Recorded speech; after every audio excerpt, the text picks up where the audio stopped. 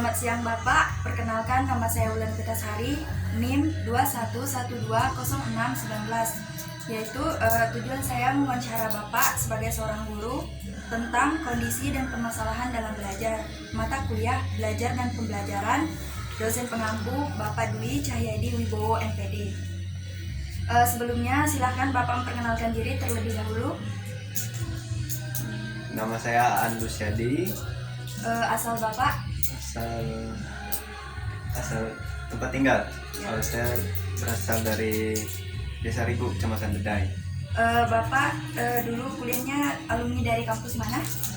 Saya alumni dari kampus Universitas Sarjana Wisata Mahasiswa Yogyakarta. Kemudian bisa kita lanjutkan ke topik pembahasan berikutnya.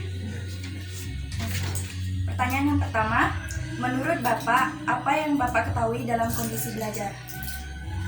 Dalam kondisi belajar peserta didik, khususnya di Indonesia ini, menurut saya ini belum mencapai pada kondisi yang maksimal. Artinya belum dalam keadaan yang baik, yang sesuai dengan harapan kita, namun tidak juga dalam kondisi yang buruk. Artinya dalam kondisi yang menengah, terus mengalami pertumbuhan, terus mengalami perkembangan.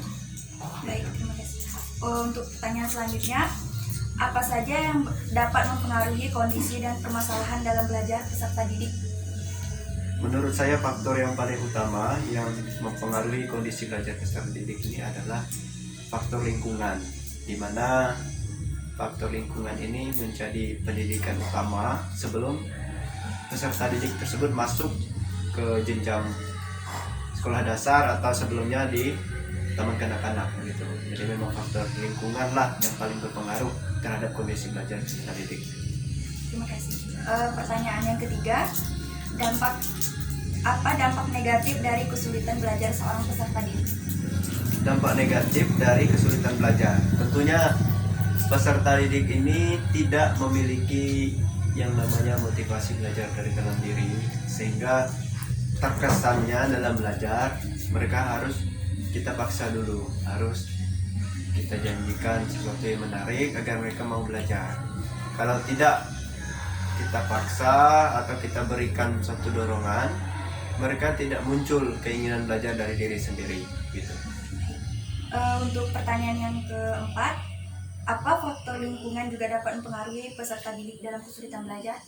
Ya, seperti yang saya katakan tadi, bahwa faktor lingkungan ini menjadi faktor utama, karena pendidikan yang pertama dan yang utama adalah pendidikan kekeluargaan, termasuk lingkungan keluarga gitu ya. Ya. Sebelum masuk ke sekolah melalui keluarga dulu, baru ke sekolah dan kemudian di masyarakat. Jadi anak itu dibentuk memang dari lingkungan keluarga dulu, terlebih lagi begitu dia masuk ke sekolah, faktor keluarga inilah yang menentukan apakah anak ini nanti kondisi belajarnya baik atau tidak, motivasi belajarnya baik atau tidak.